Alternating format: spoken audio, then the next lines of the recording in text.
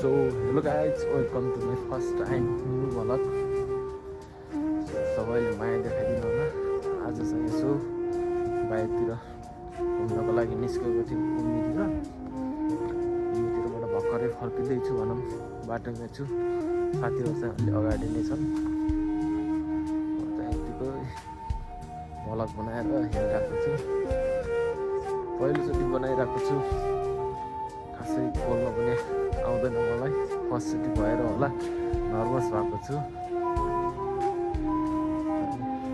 यस्तै छ जापानको व्यवसाय, ठिकै भइरहेको छ, राम्रै भइरहेको छ। सबैले माया देखाइदिनु होला। बिस्तारै बिस्तारै राम्रो हुँदै जान्छ भ्लगहरू पनि।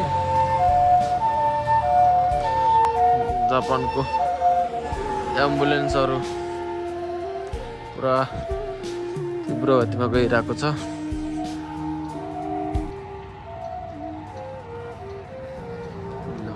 म चाहिँ फाइनल्ली रुममा आइसकेँ। अब चाहिँ यो भिडियोलाई बन्द गर्छु, फेरि अर्को भ्लगमा फेरि आउँदैछु। ल आजलाई यति नै, अन्त बिदा भएँ।